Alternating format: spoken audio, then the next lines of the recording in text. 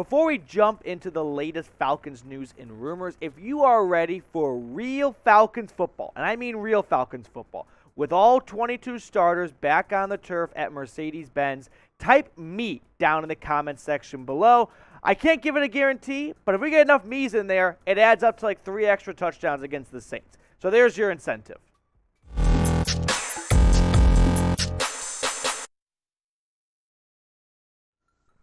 What's going on, everyone? Matthew Peterson from Chat Sports here, talking about the latest Falcons news and rumors, and we've got a lot to cover on today's show. We're going to go from whether or not the Falcons should be looking into trading for Denzel Mims to the latest on Deion Jones, as that whole hullabaloo might be coming to a close soon, plus a bit of a conundrum for Terry Fontenot as he tries to figure out what to do for this running back depth chart as roster cuts are 24 hours away and counting down. So let's start the show off by talking about a former second-round pick, Denzel Mims, who has just not been able to catch on for the New York Jets. So a couple of days ago, Denzel Mims requested to either be traded or released because he looked at the landscape in New York and said, well, you just drafted Garrett Wilson in the first round. You signed Corey Davis. Elijah Moore is an up-and-coming receiver who was another valuable pick of theirs a year ago. You brought back Braxton Berrios. Where am I supposed to fit in this room here? So now some dots are starting to be connected from New York down to Atlanta, and Denzel Mims might be swapping jerseys. Here's what Heavy.com said on Denzel Mims.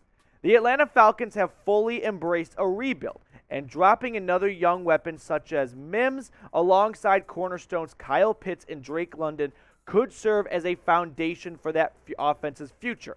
Atlanta also got a first-hand glimpse of Mims during joint practices with the Jets, and that scouting could give general manager Terry Fontenot an advantage over other teams when it comes to evaluating Mims.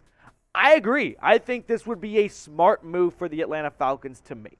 They absolutely are not trying to win a Super Bowl this year, and honestly, probably not next year. So if you can get Denzel Mims, who, yes, every team is chasing that second-round talent they saw from him coming out of Baylor that just hasn't been able to catch on with the Jets.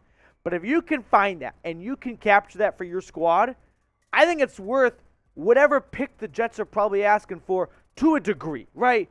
The Jets aren't going to get a second-rounder back. They're not going to get a third. And honestly, they're not going to get a fourth either.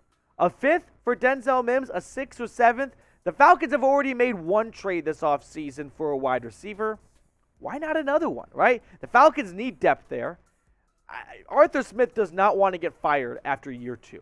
His offense will need to put up points this year, which means you got to give Mariota or Ritter, whoever's going to be the starter for most of the season, as much depth and help as possible and playmakers. And for a rebuilding team, I think it's worth the risk to bring in someone like Denzel Mims, who, by the way, in his final preseason game with the Jets, well, maybe final preseason game with the Jets, but the Jets' final preseason game, he went over 100 yards for a touchdown against the G-Men. What a time to have your best game in the regular season or preseason than posting a upper echelon 100-yard game and a touchdown as teams are making calls to see if you are available. Now, as it stands right now, this is the projected wide receiver depth chart we have for the Falcons. Drake London, not out of the woods quite yet with the knee injury. His status going forward is not a certainty for playing week 1.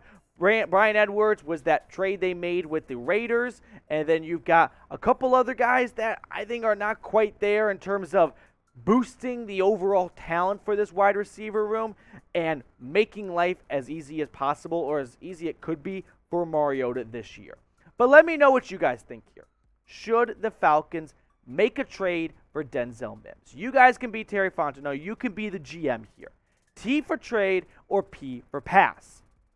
Now, before we get to the rest of today's show, BetUS, our proud sportsbook partner, is back for another season here at Falcons Today, and they've got an awesome deal for you guys. When you go to chatsports.com/betfalcons and you use promo code Falcons125, that gets you a 125% deposit bonus. What does that mean in English necessarily? Well, if you want to put $100 in, they'll tack an additional $125 on top. Now you got $225 to play with. What about this right here? What about taking the Falcons +6 against the Saints? It's week 1. So even if you are not fully in on this season in terms of being optimistic, I don't necessarily blame you for that. But week 1, every year you see this happen where some teams are built up to be Goliaths, and then all of a sudden the Davids of the world come in and go, you know what?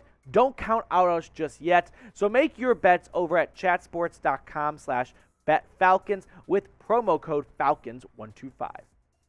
Let's switch gears and talk about another side of the football, Deion Jones. So Deion Jones is, quote, ready to compete for his starting job at the linebacker position. Now, there are reports coming out of Atlanta and Flowery Branch that there will not be cuts made with Deion Jones involved. Here's what Arthur Smith said about 45. I give Deion credit because he's going to come out here, he's going to compete, he's going to work his way back in, and it's going to be hard getting on the field in that room because that's what you want in that competition. But I will say this about Deion. I'll give him credit because he's got that right mindset to come out here and prove something. He knows what he's got to improve on from last year, and that's competition's real. So I appreciate him, and he wants to be back and wants to compete. So we'll see where it goes. Arthur Smith, in my opinion right there, that's some coach talk.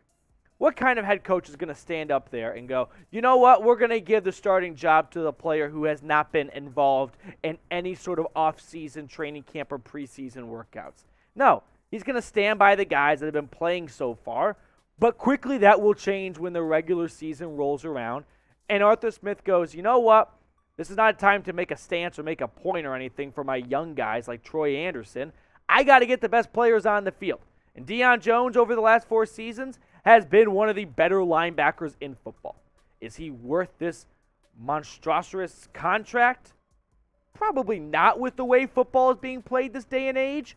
He's outside of A.J. Terrell, he's probably your best defender on defense, but no teams are running the football like they used to before. So Troy Andersen, a second-round pick, might be a move for the first couple of weeks of the season. Rashaan Evans comes over from Tennessee in free agency. That's another name to keep an eye on for.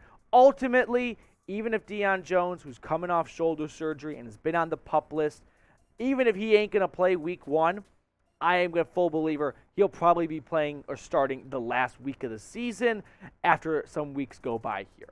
Now, the Falcons are equipped to move on from Deion Jones. There have been trade rumors surrounding him, and there haven't been many nibbles, right? No teams have really been calling to pick up that huge contract, which, by the way, makes 0 sense for the Falcons to cut. They're going to eat a ton of dead cap.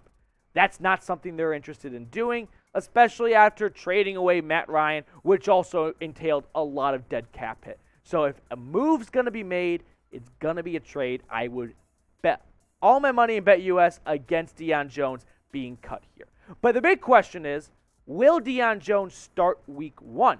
Will it be Troy Andersen? Will it be Evans? Or will Deion Jones be able to come on in, waltz, and take his old starting job back? Let me know what you think in the comment section. Now, before we wrap up today's show, if you have enjoyed what you've watched today, or if you love the Falcons and you're looking for the latest news and rumors on the Dirty Birds, go ahead and click onto that subscribe button and join over 5,000-6,000 strong we've got here at the channel as this flock continues to grow. So, moving on to roster cuts, because the Falcons have a good-ish problem, right? Where you've got too much talent so far, maybe at one position, where cuts are going to be a little bit difficult to make. And I'm looking at the running back room, which most people in the world kind of just blew off this season for the Falcons, going, this running back room is one of the worst in football. They will not be able to provide any sort of support on the ground. We've got 2 roster locks, and honestly, you could really call it 3 here. But Cordell Patterson and Damian Williams are going to be making this roster. I would be very surprised if Fontenot or Ryan Pace, his minion, move on from one of these 2 guys. Then you move on to Tyler Algier, which is your rookie running back out of BYU, who personally I'm picking towards the end of all my fantasy football drafts because he has looked great so far in preseason, and it's not like Patterson or Damian Williams are the king of running backs and cannot be dethroned. Then there's Caleb Huntley. Okay, Huntley has probably been the best of the rest, right? In terms of Patterson, Damian Williams, and Algier, those three guys I think are locks to make this roster. Caleb Huntley has been right there for them coming out of Ball State not long ago. He has looked good so far in the preseason. I think he is going to be making life a little bit difficult for Fontenot if he wants to carry 4 running backs on this roster. Avery Williams, you might remember, made the switch. It's almost like high school football. You never see this in the NFL. From defensive back to running back in the offseason. He could add some special teams value, so keep an eye on him. But all in all, I think the Falcons are probably going to roll with 3 running backs. But I'm curious what you are thinking here. 3, 4, or 5? Let me know in the comments section below. I will be looking to see what number you're putting. I'm going to put 3. If you disagree, not a problem. Just let me know what you're thinking down below.